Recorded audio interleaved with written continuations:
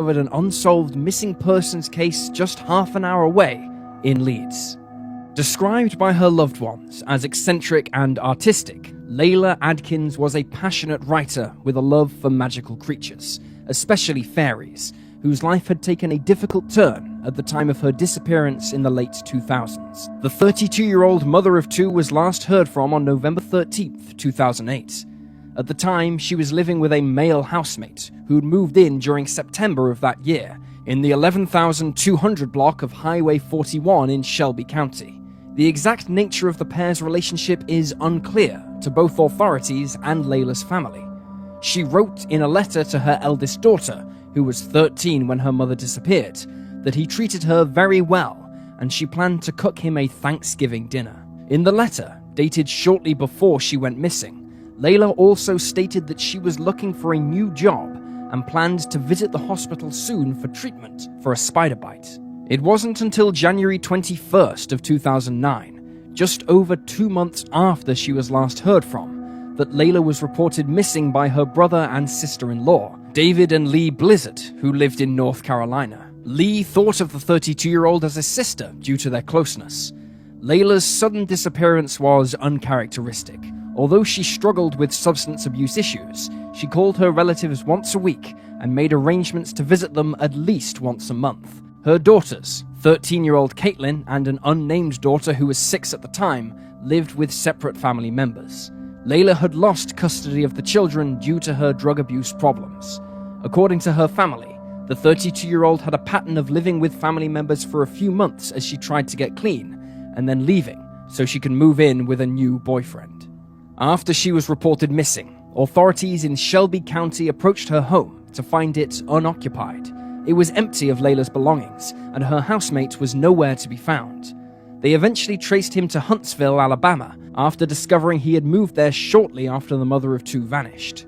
The man claimed that Layla had moved out and that he thought she'd gone to Houston, Texas, to be with a man whom she'd been speaking with over Facebook. However, when investigators spoke with this other individual, he reported that he hadn't seen Layla in years. Here, the case appears to grow cold.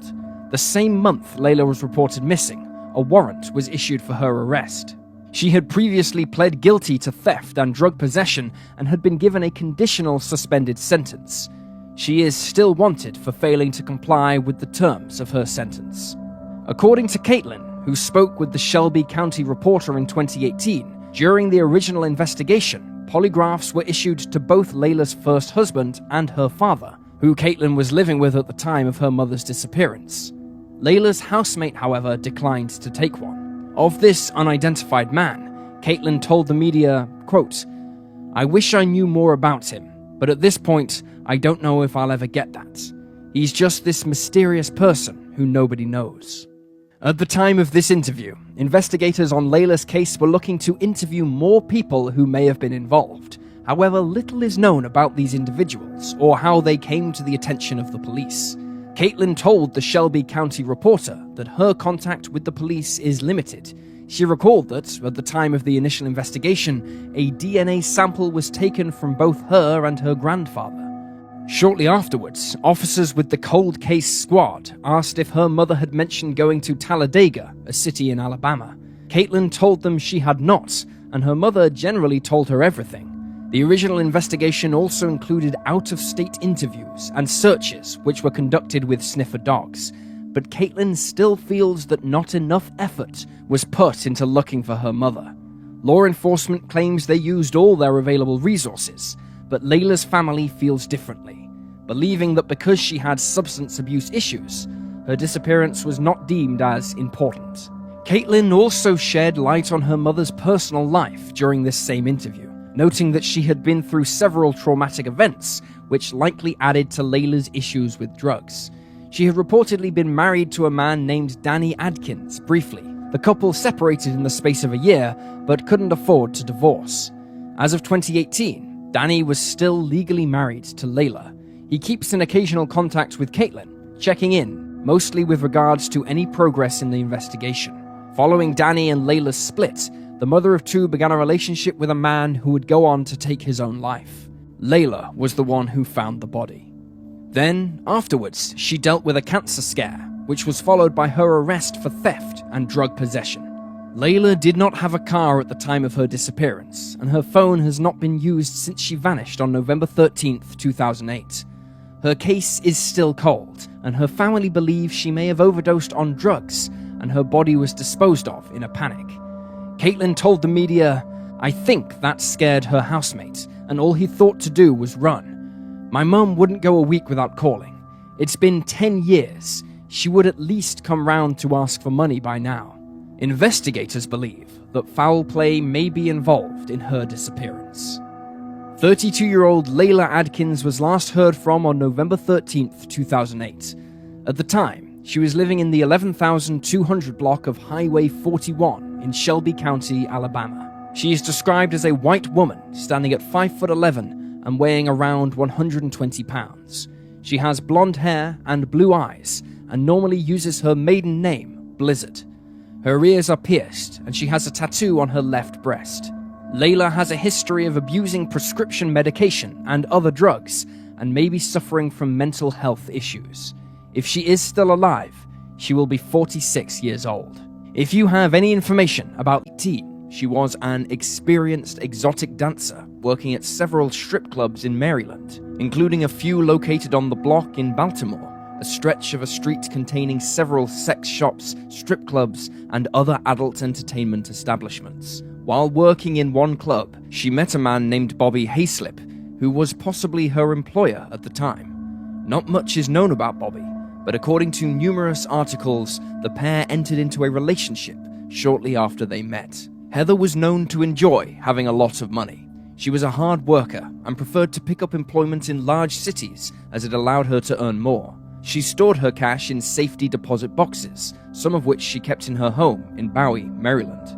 In the summer of 1999, the 18-year-old began to suspect that her boyfriend Bobby had stolen a safe full of money from her, and this, in turn, motivated her to hire several men to attack him. However, the men who arrived on the scene didn't just attack Bobby, they attempted to murder him. On June 24th, Heather lured her boyfriend to her apartment, where two men lay in wait.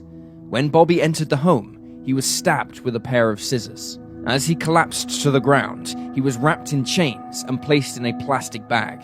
It was possible he was going to be thrown from a bridge, but as details in the case are murky at best, it is unclear what exactly occurred following this attack. What we know for certain is that Bobby survived, and Heather was arrested and charged with attempted murder in September of 1999. Shortly after this, the 18-year-old posted a $300,000 bail and subsequently vanished. Her mother reported her missing in October of 1999. However, there are some discrepancies surrounding the timeline of Heather's disappearance. An archived FBI post shows that she was charged with attempted murder on September 8th, but most sources discussing her disappearance state that she went missing on August 4th. It is unclear why there is such a large gap in these dates, but as previously mentioned, the particulars of this case are rather confused and uncertain. In January of 2000, a federal arrest warrant was issued after Heather was charged with unlawful flight to avoid prosecution. Since then, there has been at least one alleged sighting of her in Atlantic City, New Jersey, which has led to some speculation that the 18-year-old left of her own accord and decided to start over. America's Most Wanted later profiled her case and stated that she was also supposedly spotted in Miami, Florida, and California. The archived FBI profile of Heather's case also notes that she may be living in North Carolina, but it is unknown where this information came from. One Web Sleuths user suggested that Heather may be an unidentified Jane Doe, who was found in Sarasota County, Florida, on February 6, 2007. Jane Doe is believed to have perished in 2006, and her remains were partially skeletonized at the time of her discovery. However, her estimated age is between 30 and 45 years old, while Heather would have been just 26 in 2006. Furthermore, Jane Doe is believed to have been between 1 and 5 inches taller than Heather. She was also heavier in weight, but an individual's weight is prone to fluctuate throughout their life, especially as they grow older, so this is perhaps less of an issue as the other factors mentioned. One interesting thing to note, however, is that Jane Doe had Mentor Smooth Round Moderate 1600 Celine breast implants manufactured in 1998. Heather was known to have breast implants and would likely have gotten them around this time, as she would have turned 18 that year. However, there is no serial number on the implants, as this was less common at the time. There is very little to truly connect Jane Doe with Heather Johnson, and it's also worth pointing out that Heather had a myriad of fake identities, indicating that she could have gotten her breast implants earlier than we estimate. Expanding on that further, Heather was known to use a total of 6 different birth dates and 12 aliases, for most of which she kept her first name, or used the first name Audrey. According to her Doe Network page, she is also known to wear wigs and is adept at changing her looks. This has led many armchair detectives to theorize that she truly did start a new life somewhere else. But others have asked why and how, at such a young age, she was so experienced in such things.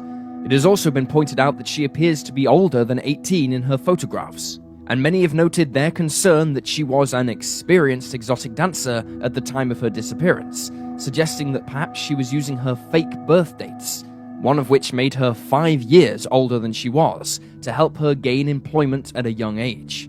She would not be someone who was described as experienced if she only started dancing at the age of 18, and this has led to the belief that she was exploited and surrounded by unsavory characters. One Reddit user suggested that if Heather's boyfriend was her employer, perhaps he discovered that she had been underage while dancing, and this was possibly a motive for him to make her disappear. Or maybe another employer caught wind of this and had the same reaction. Adding to the idea that she associated with dangerous people was the fact that she was able to hire people to attack her boyfriend for her. This makes it seem not impossible that she may have then found people to help her escape to a new life.